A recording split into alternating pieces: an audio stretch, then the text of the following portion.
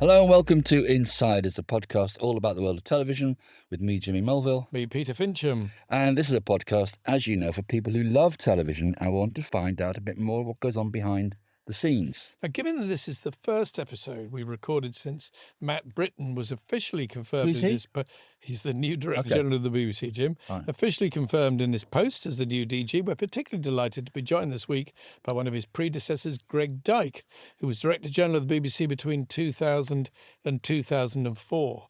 Like Matt Brittin, Greg had also never worked at the BBC when he took over the top job.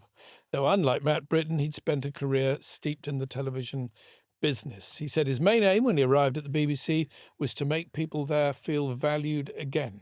The response from the BBC staff when he announced his resignation in the aftermath of the Hutton Report suggests that that was something that he more than managed to achieve. On the day he left, thousands of BBC staff across the country walked out in support of him. And he now says that with the benefit of hindsight, he wishes he hadn't resigned that day, but instead dared the BBC governors to sack him. But we can get to all that.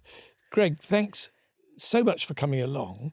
Maybe we could start with saying Matt Brittin, he's arriving at the BBC in a couple of weeks. He's spent an entire career at Google. He's never made a television programme or a radio programme or commissioned one, etc., etc. What's your advice to him? I don't think I'd give him any advice other than enjoy it. It's a great job. You really can have influence, gives you power. You can do things. You can go home. You can wake up in the morning with a good idea and you can actually get it done. And the number of jobs that you can do that in are very few. But recognise that it's likely to end in tears. I mean, when I joined, because I'd never worked there before, it meant that you weren't hidebound by all sorts of things that actually do limit people if they've been their whole life in the BBC, because that's all they know.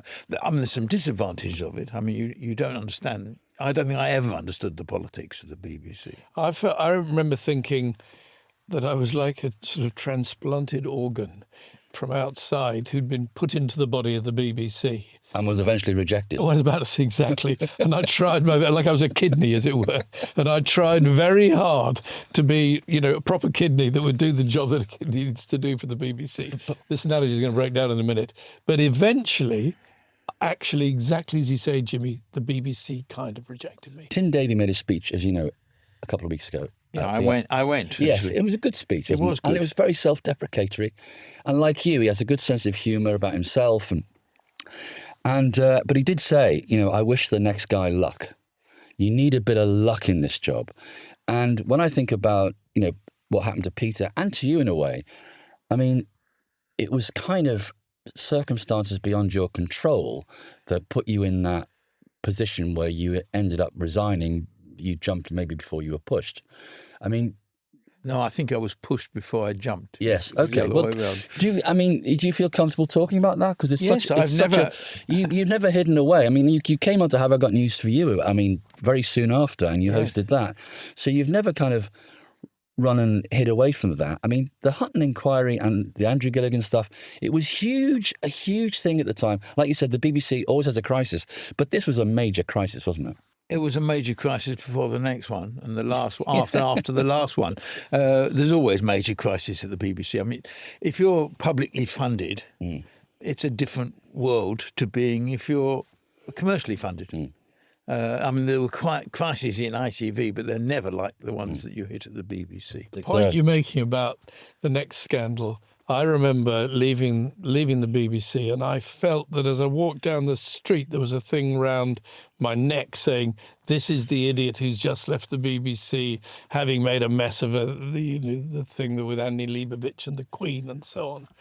And that went on until another scandal came along at the BBC. And at that point, I thought, oh, my God, everybody's forgotten me. Yes. Thank goodness. And although it had a big impact on you at the time, as I say, you have to get over those things. But maybe for the listeners who I'm not sure, I mean, we've got listeners that young that weren't alive during the Hutton inquiry, but for those who might not be aware of what actually happened, there was a broadcast, wasn't there? Andrew Gilligan on Radio 4 on the Today programme.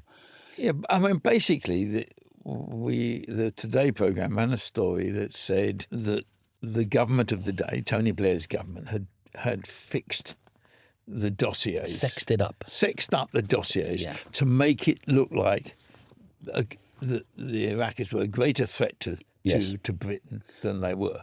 Now, what was interesting is at that time, I thought it was about 50-50 in terms of the public view of it. In the years later, no one doubts that they sexed it up, except for Tony Blair and Alistair Campbell. Whenever I bump into Alistair Campbell, he still shouts at me. Obviously, the BBC is now facing something which, when people are always talking about existential threats to the BBC, and often they turn out to not be quite as existential as you think. But the threat of Donald Trump suing the BBC for tens of billions of pounds that's in Matt Brittin's in tray as a pretty big issue to deal with. It is. I don't know what their legal advice is of the BBC. My non-legal brain looks at that and says, just play it long. It's going to go away. Just play it long. It'll go away. I agree. But it's interesting talking about the journalistic side of the job. Is you were a journalist, weren't you? Yeah. You had those instincts. I don't think Matt Brittin was ever a journalist, and they're thinking of bringing someone alongside him to take care of all that stuff. What do you think about that kind of two-headed thing? Is that person also head of news? I don't know. No, I don't know what it is. Well, they need a new head of news because Deborah Turness resigned at the same time as Tim. So you could have a head of news, or you could have a deputy director general who covers that beat. Which has happened before. Yeah. Which they had with Mark. Mark Byford was a bit like that. Mark Byford was like that to Mark Thompson. And he was a kind of from a journalistic background. I mean, looking back at that period, I mean, the one thing I would say is, by and large, the governors of the BBC don't come out covered in glory. No. And I think that happens quite often. I think the governors tend to lose their nerve. And it depends who the chairman or the chair is at that time. But, because it's a job that, I mean, in most organisations, particularly someone like the BBC, the relationship between the chief executive, the director general, and the chair of the board is absolutely crucial. And if they don't get on, you're in real trouble. Was your chairman Christopher Bland? Mine was Christopher Bland, but he then left, and then it was Gavin Davies. He's quite a strong character, Bland, wasn't he? Oh, yes. Well, he'd been I only went to the BBC because Christopher Bland. Of course, because he was chairman of London Weekend. Of course he was, yeah. Before, when I was chief executive. He created the share option scheme around the time of I don't know whether you want to go into this, but around the time of the franchises for the things, he created a scheme, am I right in thinking, to retain the loyalty of the key people, which, because I remember Nick Elliott, who was the head of drama at the time, I had lunch with him. Nick Elliott was a great man for going out to lunch. And he said, I've been given this loyalty scheme thing. I've had to sign something. It's going to give me millions of pounds, but I'm not going anywhere anyway. I didn't need it. I don't know why they've given it to me. Well, you couldn't be sure of that because what people say, I wasn't going anywhere. It's not always true. But however, it was a very attractive scheme for senior management. Just 1992, the franchise thing. Yeah, I think I'm right in saying. Yes. Yeah. I say that because Jimmy and I at the time, were running independent companies, Hattrick and Talkback, which turned out to be a very good thing to be doing, and we, greatly to our benefit in the long term. But at the time, it seemed like we were scrabbling around as small independent companies trying to make a living, like a sort of a flea on the backside of the television establishment. That was like the Wild West in 1992 when she pressed the button on those franchise bids, because Thames lost their bid, didn't they? Thames lost. Which was unthinkable, really. And Carlton won. Yeah. London Weekend, we bid 11 million and the opponents bid 32 and we won. 11 million. Because they've owned them up. We bid 11 million. Well, remember... It's rather quaint, isn't it, now, when you think about it? Remember, Central and Scottish bid 2,000 each. That was all. And they retained their franchise. Yeah, because they discovered there was the whole system was totally flawed. Mad. Yeah. I remember, because it was the era of faxes, wasn't it? And a fax came out of a fax machine. Oh, yes, when we got to say we'd won. Started spewing out of the fax machine saying, you're either still in business or you're not. But, I mean, what has really changed is that the value of owning a broadcast licence is nil, virtually now. The value is what are the programmes? What programmes have you got? And therefore, the idea that a regulator could say, well, we're taking away your licence, we just say, you can have the licence, but we own Coronation Street, we own, all these shows. Therefore, what are you going to do without them? Mm. And also, when we talk about it on the podcast, is the advent of YouTube presents another problem, because a lot of this content now just gets dumped on YouTube where no one's being paid anything. Yeah. And so it's kind of, and the BBC, I mean, this is what we go back to the BBC and Matt Brittin being appointed, is he's from that world. And I'm very interested to think, to see how he squares that circle. The BBC couldn't be more different from YouTube, but clearly there has to be an overlap for the BBC to survive. Well, I don't know, Matt Brittin. We were supposed to be having lunch one day to just swap stories. I hear, from what I hear from the people who know him, say he's a good bloke. Yeah. They like him. He's likeable. Yes. And what he's got to do, the first thing you got to do is get the staff on your side. If you can, not just, so that they'll support you in difficult So what did you do? Because I remember you made a speech. Well, we also put in a program and said, look, how do we make this a better place to work? Yeah. And you can do a lot of things without a lot of money to make it a better place for people to. If you can make it a better place to work, then you've got those people on your side for you've got your staff on your side, and that's what we tried to do. I was also, I was there in a lucky period. The Blair government had just given us inflation plus 1% for 4 years in terms of the increasing the licence fee. Well, that gave you ability to plan and to know that you were going to get more money next year and more money the year after. But I'm come to the conclusion that I've always had my doubts about the licence fee. I'm not sure it's the best way of funding the BBC. Well, we should come to that, because that's obviously going to be a relevant But I issue. do think it's absolutely vital that we continue public funding of the BBC. I mean, one of the arguments about the BBC has always been that it can do things that the commercial sector can't do and won't do because they can't afford it. That's going to become a much greater pressure in the years ahead, because I do think ITV and Channel 4 will struggle in the years ahead, and they will inevitably reduce what they spend on programming that doesn't get big audiences and spend it on money that gets big audiences, which we would all do in circumstances where if you don't do that, you don't survive.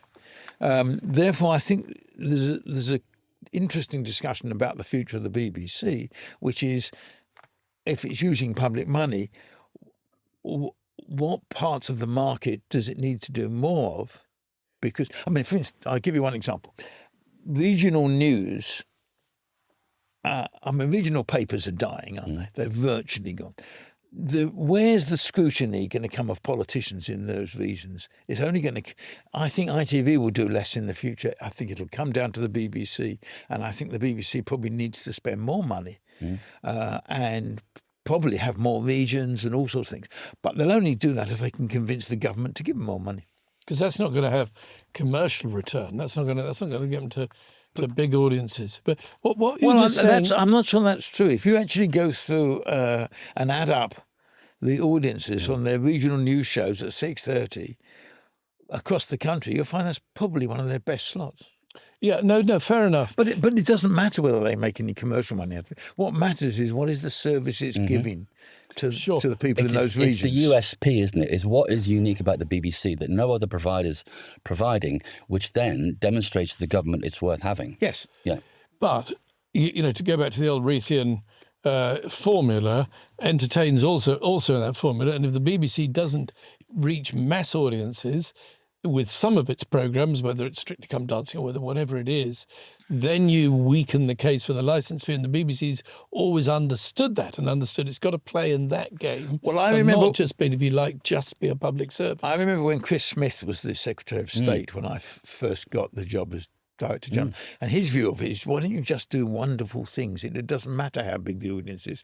And I used to make exactly that point. Yeah, that's fine. Yeah. But in 2 years' time, when you're not the Secretary of State, and we've got a new Secretary of State who doesn't have that view at all, the BBC is isolated.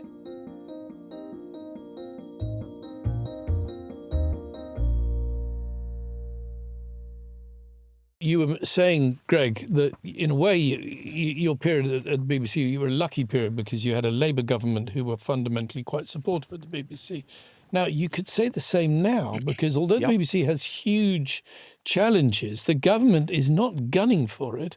In fact, the opposite. Lisa Nandy, she'll criticise the BBC when it's appropriate to criticise the BBC, but fundamentally value the BBC. You only need to go back a few years and you get to a government, I'm thinking of the Boris Johnson government, which looked as if it wanted to literally destroy the BBC.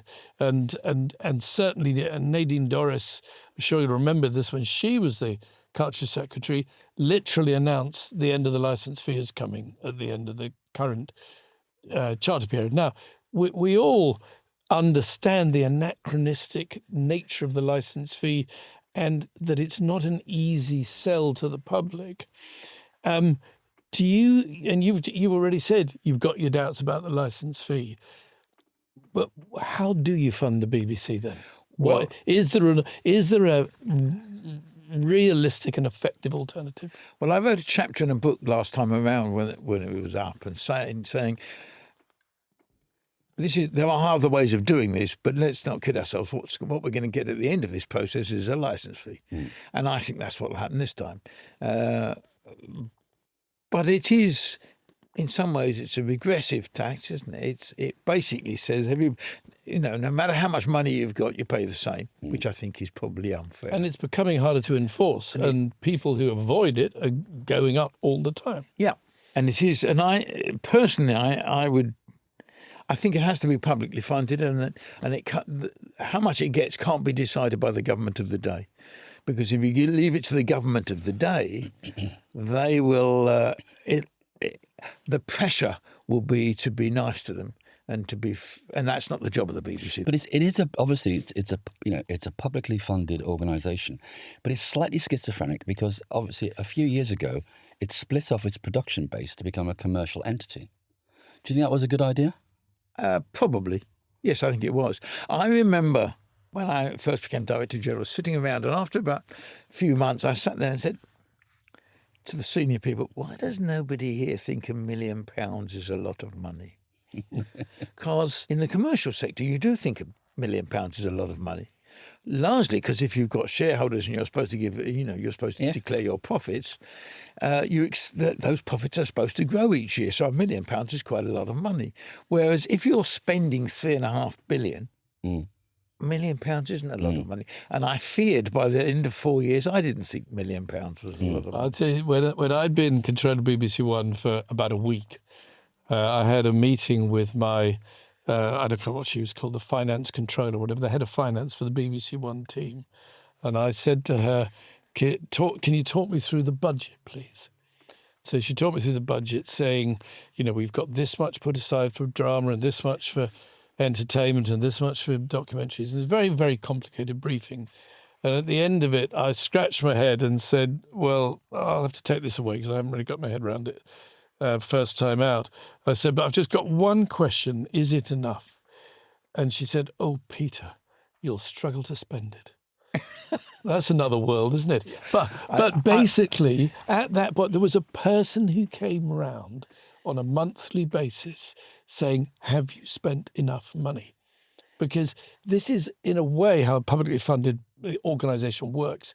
Rather than focusing on share price and profits, it's thinking we better spend the money we've got or else somebody will take it away if we haven't spent it. Well, I was that person. I remember one year we'd underspent budgets and someone at some stage said you can roll it over to next year if you haven't underspent, because we didn't want to do that, waste money on things that weren't necessarily what we wanted. And then I remember one year taking it all away and said, look, if we actually gave you all this money, we'd be bust next year. So I took it all away. And of course, all the executives went mad, but it was fine. But this, I think, will be a shock to Matt Brittin, having spent his entire career in the commercial world, that you come to a world, what you're saying, is £1 million a lot of money or not very much money? If you've got a wheelbarrow turning up once a year with $3.5 billion in it, it doesn't seem like a lot of money. If you're working for shareholders and you're trying to make profits and returns and margins and so on, you suddenly see it in a very different way. Yeah, although I suspect at Google they've been quite awash with cash. But is there a conundrum here? Because I think we are all agreed on this. don't kill the licence fee unless you can think of something better than it. You probably won't, so you'll end up coming back to the licence fee. So you know, certainly speak for me and Jimmy here, we believe deeply in the BBC, public service broadcasting, publicly funded organisation, and yet we are also all people who spent more of our career by far in the commercial world, where you behave as commercial people do, trying to take out cost, increase margins, increase profit, and so on. How do you thread that needle between those two different... I think that's why you take people out of the commercial world at some stages and put them into the BBC. Mm-hmm. Yes. To do precisely that, to actually say... think differently. I mean, John Burt was the Director General before me, and he'd introduced what we'd introduced at London Weekend, which was total costing. I mean, producer choice was it called? Yeah, well, think back a few years earlier, and nobody knew what anything cost. Well, and that was both in ITV and BBC. I mean, I remember with Nick Elliott, who we were talking about earlier, as head of drama, we commissioned Poirot.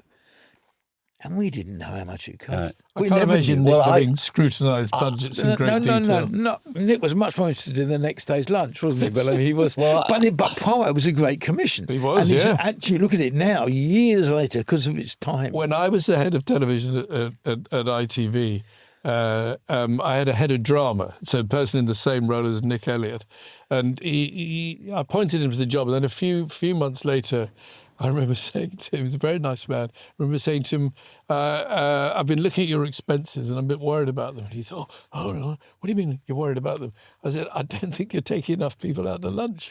I think you need to be spending a bit more money, because the business we're in here is persuading the best writers, the best producers, that ITV is let me the tell place you, to come. If that means lunch at the Ivy, take them. That's changed. I mean, I remember in the 90s, there was, I think ITV were doing Murder on the Orient Express. Yes. I talked to a member of the crew working on it.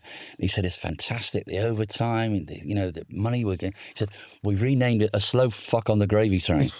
But what's interesting is, but that was when the unions still controlled ITV. The unions control. I remember when I was director of programs at TVS, we got the right to go on the boat that found the Titanic, right, which was a guy called Ballard. But we could only put 3 people on the boat. So we put on a cameraman, a sound man, and a producer director who also asked all the questions. We then had to put an electrician in a hotel in New York where the boat had sailed from for 4 weeks while they were out there, because that was what required.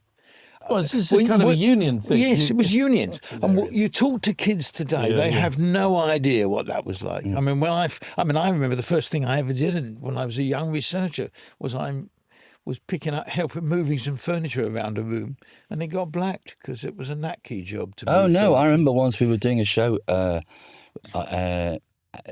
the early 80s, and the bloke just held a white stick on the studio floor for about 8 hours. Yeah. And no one could work out what the hell he was doing. And then lunch was called, and I remember him saying, God, it's all go, isn't it? I mean... But we sound like a bunch of old... we are a bunch of old men, Greg. We are a bunch of old men. We sound like a bunch of old men talking about that time. And, of course, when we go, no one will remember it. But to be fair to the BBC, I sat next to Jeremy Hunt once. I did this thing called the Richard Dunn Lecture at the Edinburgh Festival, and Mark Thompson did the McTaggart a bit later. I was the warm-up guy. And the gift was you had dinner afterwards with the Culture Secretary, who was Jeremy Hunt. Yeah. His view of the BBC, and how many years ago is that? 15 years ago? He said, well, it's full of fat, isn't it? I said, it's absolutely not full of fat these days. I said, when I started, I produced a show called Smith & Jones, which his company was making. We weren't told the budget. I was a freelance producer, and Gareth Gwenlyn, who was the head of comedy, said, why aren't you a staff member? I said, I want to do my next job at Channel 4. The world's changing. And he said, oh, Channel 4's here today, gone tomorrow. So we did the show. I wasn't told the budget. At the end of the shoot, in post-production, I got pulled in by a guy called Tony James, who was the manager of comedy. They couldn't call him the comedy manager; it sounded too rude. So I get pulled into the office with the kind of BBC guy, and he says, "How did it go?" I said, "It went really well, actually." He said, "Do you want to know what the budget was?" I said, yeah, no one ever told me. He said it was £500,000. Well, that was 1982, I think it was. So it was a lot of money. We had 3 weeks shooting in Southend. We had lots of cast members. It was a fantastic thing. He said, do you want to know how much you spent? I said, yeah, sure. He said, 1.5 million. I said, oh, it doesn't sound very good, does it? He said, don't worry, I'm not here, you're not here. This conversation never happened.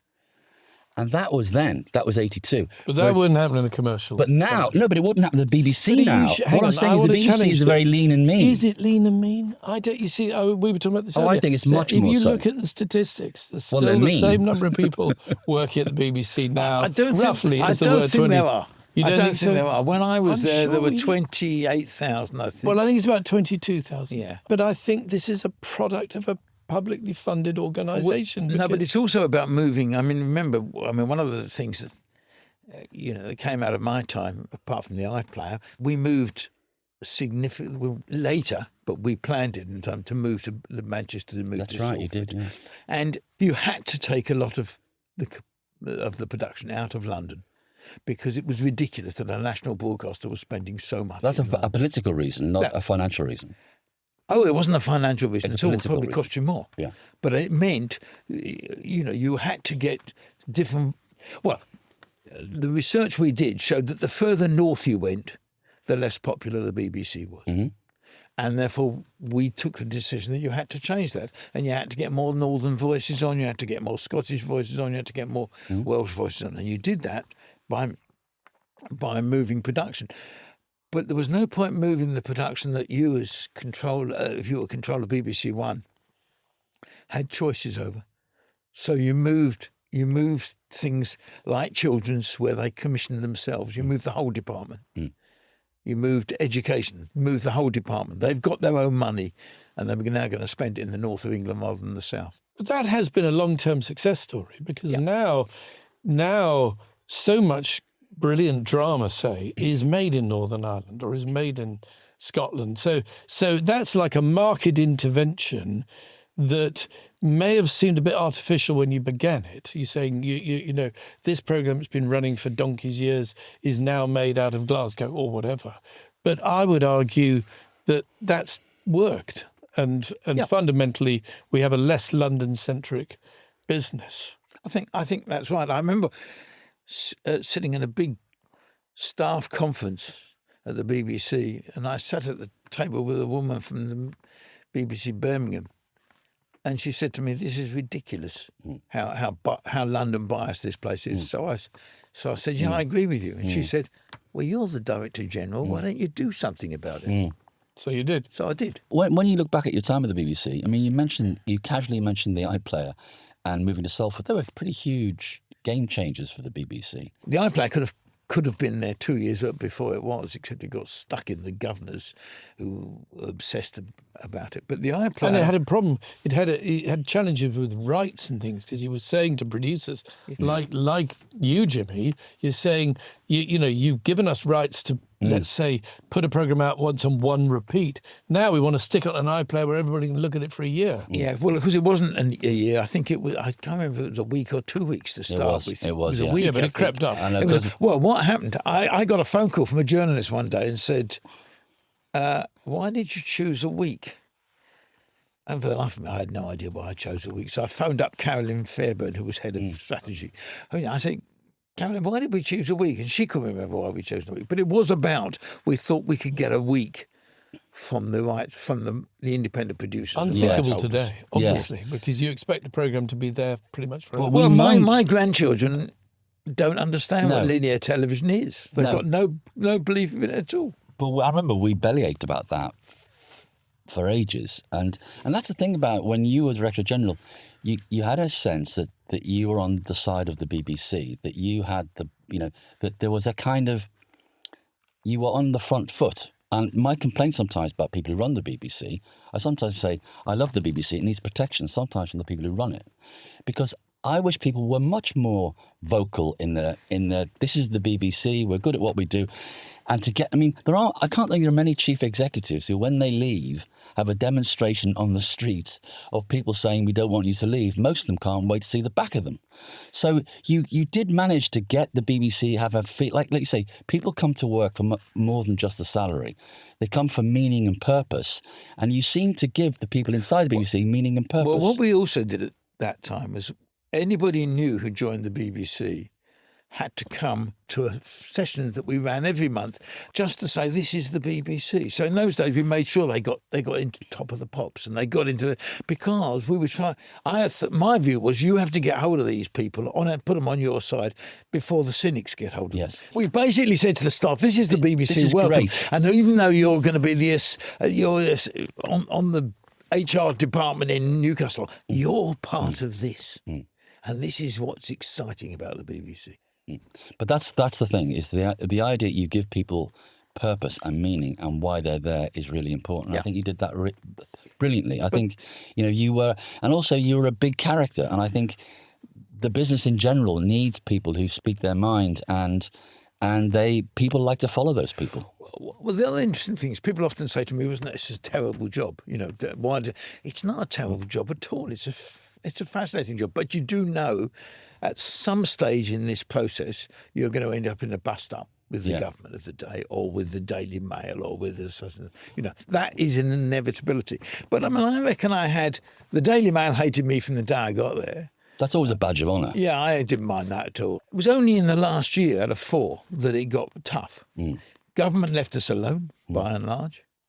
The odd bit, but by and large, it was, as you say, it was a Labour government at the time who believed in the BBC until we got into the Iraq War, and the Iraq War was bound to lead to some difficulties. Yeah, but then they got you, didn't they? I mean, and the well, papers they got me because the governors lost their nerve. But the day after the Hutton inquiry threw the BBC under the bus, most of newspapers said it was a whitewash. In fact, The Independent had a white page. Had a complete white page with whitewash written in the middle. Just whitewash, which is pretty amazing. Well, remember, when I wrote a book, after I'd left, I found a senior person in the Labour Party.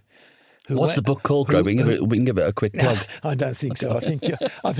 I found a remaindered copy in a market in Kampala. Oh, I'm sure. In Kampala. I bought it. I thought it was so amazing to find this in the middle of Kampala that I bought it and gave it to somebody. Fantastic. Yeah.